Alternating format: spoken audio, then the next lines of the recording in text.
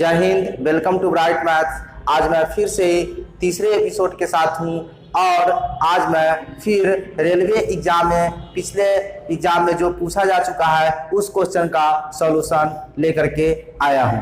ठीक है, और आज मैं 21 नंबर क्वेश्चन से हल करने वाला हूं।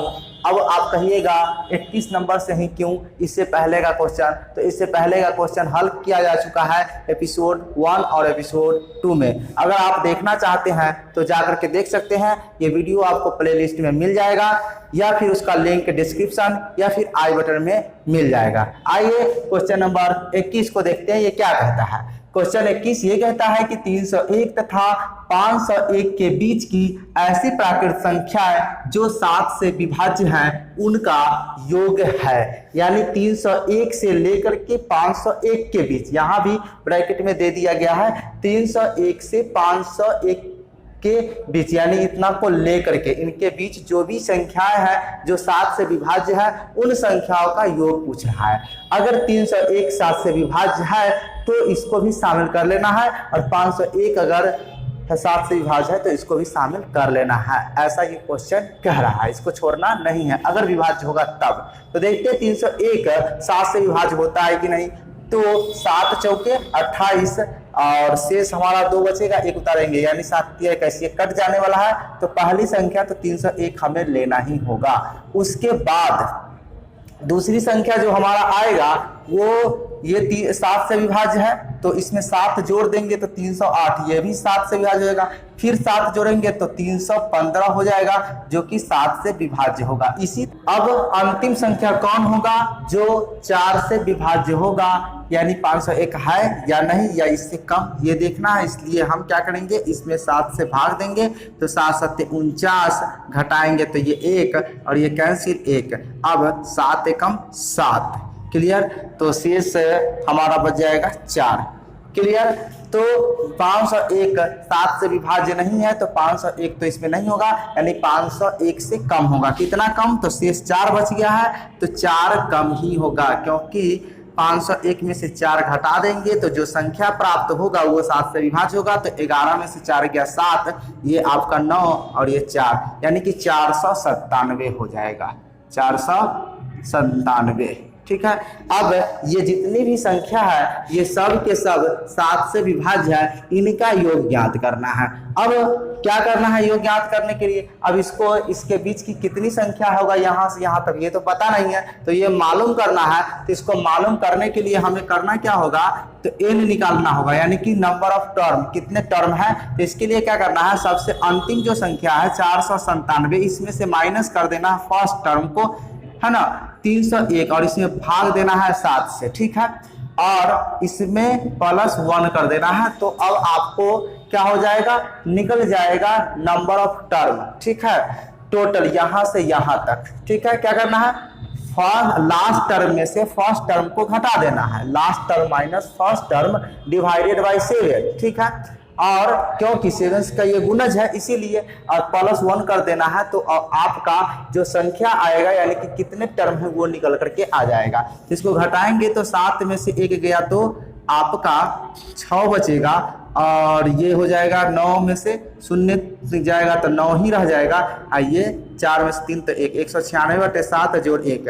तो 7 से इसको भाग देंगे तो 7 दूना 14 और 14, तो आपका कितना बच जाएगा, 5 और 6 7 8 56, यानी 28 बार कैंसिल, 1 जोड़ देंगे तो 29, यानी कि n का वैल्यू कितना आ गया, 29 आ गया। ठीक है, अब यहाँ पे देखिए ये जो संख्या आया है इसमें ये हो गया हमारा फर्स्ट टर्म। फर्स्ट टर्म को हम लोग a से सूचित करते हैं 301, और इसका अंतर, इसके क्योंकि यह एक पैटर्न पर है, एक सीरीज है, तो यहाँ पे डी कॉमन डिफरेंस, यानी कि इसका अंतर कितना, सार्व अंतर जो होगा वो 7 का अंतर है। और उसके बाद लास्ट टर्म है, इसको हम एल से सूचित करते हैं 497, और एन जो है सो हमारा निकल के आ चुका है कितना, 29। ठीक है, अब इन सभी संख्याओं का जो योगफल होगा यानी कि समांतर श्रेणी के अनुसार, ठीक है, इसका योगफल SN बराबर n/2 × a + l होता है। ठीक है, n पदों का योगफल जो एक समांतर श्रेणी यानी कि सीरीज में हो। तो ठीक है, तो इसके लिए फॉर्मूला होता है जब प्रथम पद, अंतिम पद और n पता होता है तो हमें प्रथम पद, अंतिम पद और n पता ही है। ठीक है, तो देखिए यहाँ पे सिंपली क्या कर देना है, यहाँ ही लिखता हूँ n का वैल्यू 29/2 और यहाँ पे ब्रैकेट और a जो है हमारा 301 है और अंतिम पद कितना है 497 है। ठीक है, अब सिंपली क्या करना है, इसको 29/2 और गुना इसको जोड़ के लिखना है तो 7 1 8 और 9 0 9 और 4 3 7।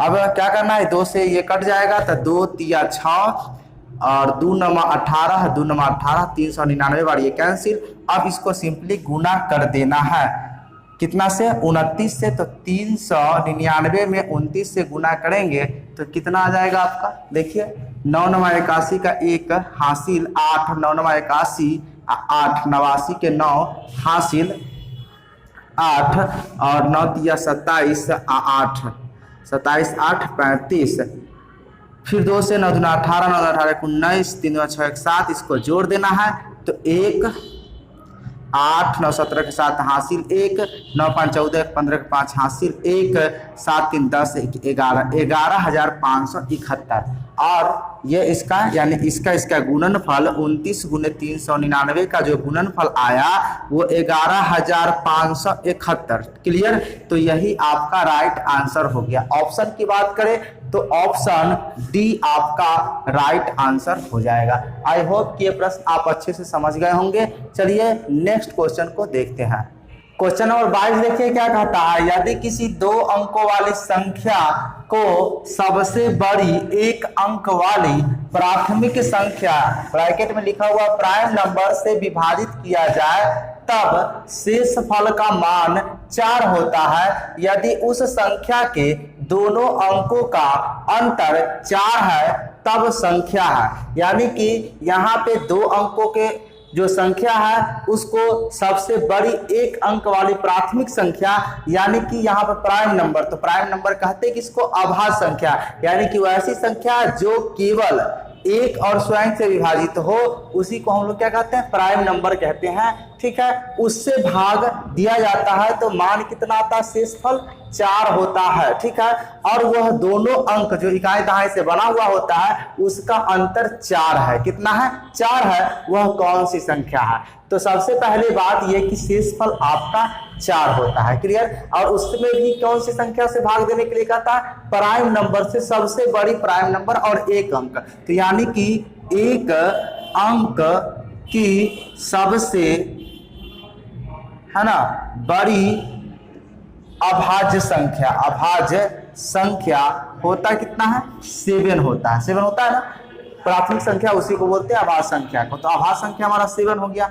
और 2 अंकों वाली जो संख्या है जिसमें 7 से भाग दिया जाता है। ठीक है, और शेषफल कितना आता है, 4, और उस दोनों का अंतर कितना आता है, अंतर 4 आता है। तो सबसे पहले ऑप्शन से देखते हैं कि इसका अंतर किसमें हमारा 4 है। तो देखिए यहाँ पे देखिए 7 में से 3 घटाएंगे तो अंतर 4 का हो जाएगा, तो ये हो सकता है। ठीक है, अच्छा 2 और 5 का अंतर हमारा कितना जाता है, 3, तो ये तो नहीं होगा। 5 और 3 का अंतर कितना हो जाएगा, 2 हो जाएगा, तो ये भी नहीं होगा। तो और 5 में 9 में से 5 घट जाएगा तो 4, यानी इसमें भी 4 का अंतर है, इसमें भी 4 का अंतर है, लेकिन इसमें 4 का अंतर तो नहीं है, तो ये दोनों तो नहीं होगा क्योंकि यहाँ पे कह रहा है कि अंतर 4 है दोनों अंकों का। यहाँ देखिए दोनों अंकों का अंतर 4 है, तो इसमें और इसमें तो दोनों अंकों का अंतर 4 है, लेकिन इसमें तो नहीं है, तो इसलिए दोनों तो नहीं होगा। अब बच गया ए और डी, और ए और डी में से कौन सा होगा। तो अब देखना यह है कि इससे इसमें भाग देते हैं, इसमें और इसमें, तो शेष कितना आना चाहिए, शेष फल का मान 4 होता है। तो देखते हैं इससे भाग देकर के जो किसमें शेषफल 4 आता है। तो सबसे पहले 73 है, इसमें 7 से भाग देंगे तो कितनी, 7 दाही 70 हो जाएगा, कट जाएगा, 3 शेष बचेगा। मैंने डायरेक्टली काट दिया है, 3 शेष। क्लियर, तो शेष तो यहाँ का 4 आना चाहिए, लेकिन शेष यहाँ पे कितना हो रहा है, 3 बच रहा है, तो ये तो नहीं होगा।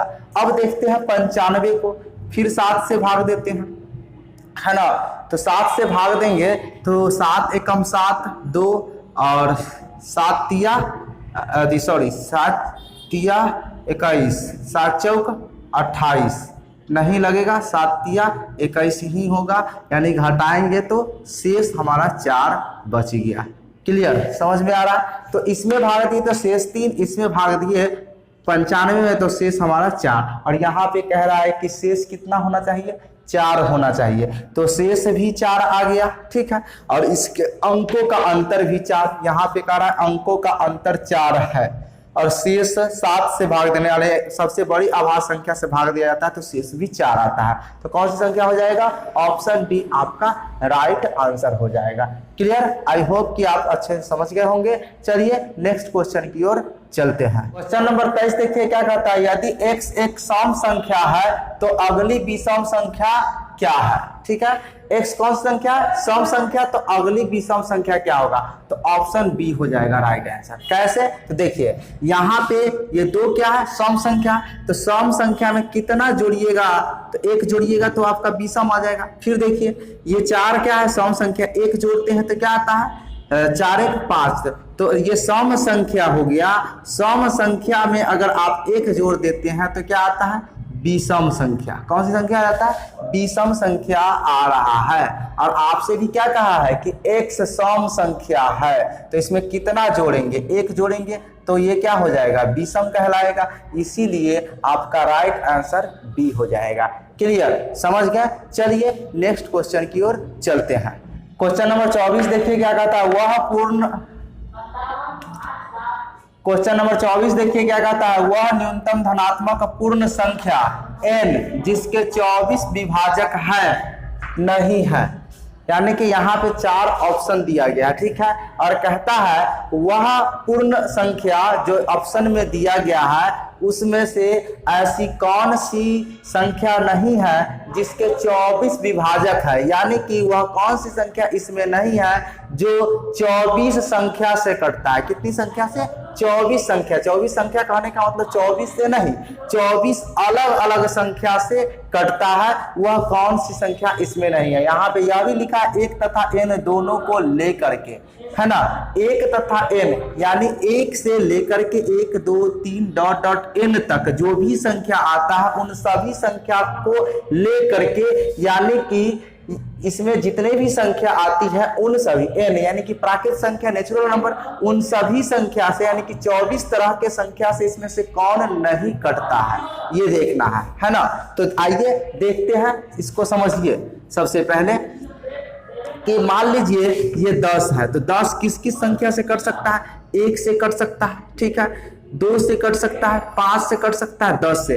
तो यह 10 जो है 1 से भी कटा, 2 से भी कटा, 5 से भी कटा, 10 से भी कटा, यानी कि 1 2 3 4 संख्या से ये कट गया। उसी तरह देखिए यहाँ पे 25 है, तो 25 कैसे कटेगा, 1 से कटेगा, है ना, फिर 5 से कटेगा, है ना, उसके बाद आपका कितना से कट जाएगा, 25 से कटेगा, और किसी संख्या से नहीं कटेगा, 1 से 5 से 25 से, यानी यह 3 संख्या से ही कटेगा, इसके अलावा कोई संख्या से नहीं कटेगा। उसी तरह कहता है कि इसमें ऐसी 4 जो ऑप्शन है इसमें से ऐसी कौन सी संख्या है जिसके 24 विभाजक नहीं, यानी कि 24 संख्या से कौन नहीं कटता है। अच्छा, अब बात आता है कि ये छोटी संख्या है तो मौखिक रूप से मैंने निकाल लिया, जैसे 4 अंक से ये 4 गो संख्या से ये कटेगा, ये 3 गो संख्या से कटेगा। लेकिन ये बड़ी बड़ी संख्या इसमें हम कैसे निकालेंगे, तो जरा सा देखिएगा यहाँ पे, ये 10 का गुणनखंड करेंगे तो कितना हो जाएगा, 2 गुने 5, 2 गुने 5 है, तो इसका पावर 1, इसका पावर 1 हो गया।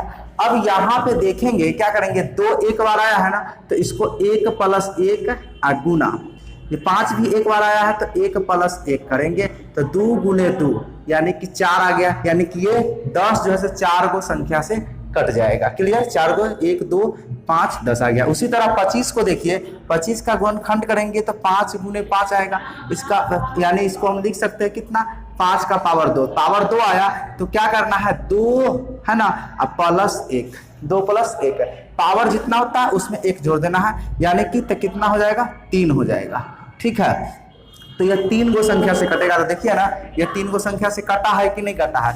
उसी तरह इसका विभाजक चेक करना होगा, जो वह कितनी संख्या से कटेगा, 2 से कि 4 से, मतलब कौन ऐसी संख्या जो 24 संख्या से नहीं कटेगा, वही हमारा आंसर हो जाएगा, क्योंकि कहता नहीं है यानी। ठीक है, तो आइए देखते हैं। सबसे पहले ए ऑप्शन में देखते हैं 420 है। इसका गुणनखंड हम लोग करेंगे तो कितना से, 2 से लगेगा, तो आपका 200 है ना, कितनी बार कट जाएगा, 10 बार।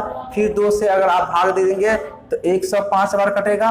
और अब ये 3 से कटेगा तो 3 3 9 3 5 15, 5 से 7 बार कटेगा।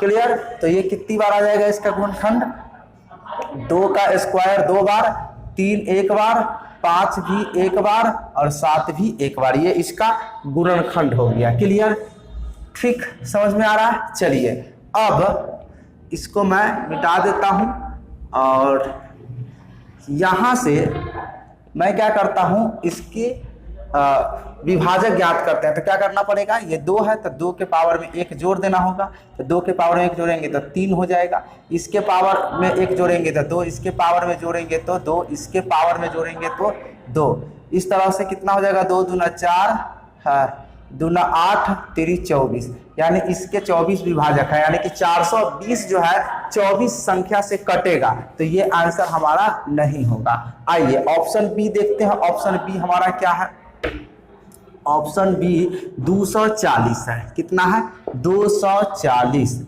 इसका गुणनखंड कीजिएगा तो 2 से भाग दीजिएगा तो 120 बार कटेगा। फिर 2 से भाग देंगे तो 60 बार, फिर 2 से भाग देंगे तो कितना, 30 बार, फिर 2 से भाग देंगे तो 15 बार, फिर 2 3 से लगेगा तो 5 बार, यानी इसका हो जाएगा 2 का पावर 4 अगुने 3 का पावर 1 अगुने 5 का पावर 1। क्लियर।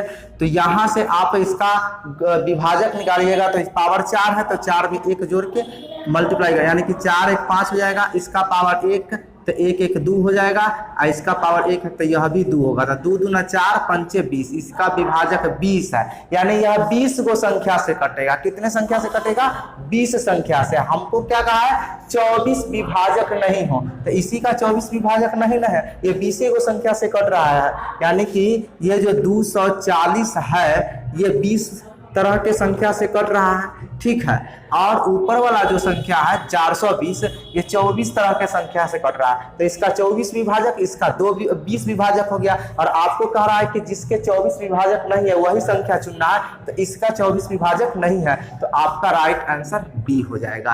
क्लियर। इसी तरह से सी और डी के भी विभाजक ज्ञात करेंगे तो इसका भी 24 हो जाएगा, इसका भी 24 हो जाएगा। देखिए हम दिखा भी देते हैं आपको, ये देखिए 360 है, इसका गुणनखंड करेंगे 2 से तो आपका 2 एकम 2, 2 8 16, 180 बार कट गया। 2 से 90 बार, फिर 2 से काटेंगे तो कितना, 45 बार कट जाएगा। और फिर 3 से तो आपका कट जाएगा कितना बार, 15 बार, फिर 3 से 5 बार। अब देखिए यहाँ पे जरा सा 2 का पावर 3, 3 का पावर 2 और 5 का पावर 1 विभाजक, तो 3 1 4, 2 1 3 और 1 1 2, तो 3 दूना 6 चौक 24, यानी इसका भी 24 विभाजक है, इसका भी 24 आया था। ठीक है, अब डी नंबर का देख लीजिए, यहीं पे मैं बता देता हूँ। 480 है तो 480 का गुणनखंड कीजिएगा तो कितना, 240, फिर 2 से भाग दीजिएगा तो 120, फिर 2 से भाग देंगे तो 60, फिर 2 से भाग देंगे तो 30, फिर 3 से भाग देंगे तो 2 से भाग देंगे तो 15, फिर 3 से भाग देंगे तो 5। इसका कितना आएगा, 2 का पावर 5 और 3 का पावर 1, 5 का पावर 1, तो कितना हो जाएगा, 5 1 6, पावर 6 हो जाएगा। इसका 1 1 2 हो जाएगा और गुना इसका 1 1 2, तो 2 दूना 4 6 24, इसका भी विभाजक जो हो जाएगा वो 24, यानी कि ACD ये जो है जो भी दिया हुआ संख्या वो उसके 24 विभाजक है, यानी यह सब ये और ये 24 संख्या से कट रहा है, लेकिन ये जैसे 24 संख्या से नहीं कट रहा है, यानी इसका 24 विभाजक नहीं है, इसका 20 ही विभाजक है और यही हमको चुनने के लिए कह रहा है। तो ऑप्शन हमारा बी राइट आंसर हो गया। ठीक है, आई होप कि ये समझ पाए होंगे आप। तो चलिए नेक्स्ट क्वेश्चन की ओर चलते हैं। क्वेश्चन नंबर 25 देखिए क्या कहता है, 56 और 84 दोनों का दूसरा सबसे बड़ा गुणनखंड कौन सा है। यानी कि 56 और 84 का दूसरा सबसे बड़ा गुणनखंड कौन हो गया, यानी इसका मतलब ये हो गया ऐसी कौन सी संख्या होगा सबसे बड़ी गुणनखंड इस दोनों का जो दोनों संख्या को काट दे। ठीक है, तो जो और ऑप्शन में जो दिया हुआ है वो, तो क्या करना है, इसके लिए सबसे पहले हमको मौसा ज्ञात करना है। देखिए यहाँ पे मौसा ज्ञात कर लेना है, तो 56 और 84 का जब मौसा ज्ञात कीजिएगा तो कितना एक बार लगेगा, 14 6 के 8 और ये आपका जो है सो बच जाएगा कितना, 7 में से ये 2 28 और ये 56 28 दूना 56, ये कट गया। तो आपका मौसा जो निकल के आया HCF, जिसको हाईएस्ट कॉमन फैक्टर बोलते हैं HCF, है ना, मौसा जो आया आपका कितना 28 है, यानी कि ये दोनों का गुणनखंड है। क्लियर, दोनों का गुणनखंड है, सबसे बड़ी गुणनखंड 28 है, जो ये 28 से 56 भी कटेगा, 84 भी कट जाएगा। लेकिन यहाँ पे कहा है दूसरा सबसे बड़ा गुणनखंड ये नहीं होगा, तो इसका मतलब ये नहीं होगा तो इसका जो गुणज होगा वही काटेगा। ठीक है, क्लियर, और इससे छोटा ही होगा वो। क्लियर, तो ऑप्शन में देखिए जो इसका गुणज कौन है। ठीक है, इसका गुणज कौन है, तो देखिए ना 28 का गुणज 24 तो हो ही नहीं सकता है, मतलब 28 को 24 तो नहीं काट सकता, 14 काट सकता है ना, 14 दूना 28, तो यही हमारा आंसर हो जाएगा। क्लियर, 18 से ये कटेगा नहीं, 23 से कटेगा ही नहीं, यानी कि ये 28 जो है 14 का गुणज है और 28 इसका, इस दोनों का सबसे बड़ा गुणनखंड है, लेकिन वहां का है दूसरा सबसे बड़ा, तो ये तो नहीं होगा, यानी ऑप्शन में हमारा 14 है, तो 14 हमारा राइट आंसर होगा। क्यों, क्योंकि 14 का ही ये गुणज है 28। क्लियर, तो आई होप कि ये क्वेश्चन समझ गए होंगे। साथ ही इस वीडियो में जितने भी प्रश्न मैंने बताया वो सभी के सभी आप समझ गए होंगे। उम्मीद है कि ये वीडियो आपको पसंद आया होगा और इस वीडियो को अधिक से अधिक अपने मित्रों के साथ शेयर कर दीजिए। और इसी तरह के प्रश्न का सॉल्यूशन आप देखना चाहते हैं तो हमारे चैनल को सब्सक्राइब करें और साथ ही बेल आइकन को प्रेस करके ऑल नोटिफिकेशन को ऑन कर लें, जिससे लेटेस्ट वीडियो का नोटिफिकेशन आपको सबसे पहले मिलता रहेगा। मिलते हैं नेक्स्ट वीडियो में एक नए एपिसोड के साथ, तब तक के लिए धन्यवाद। जय हिंद, जय भारत।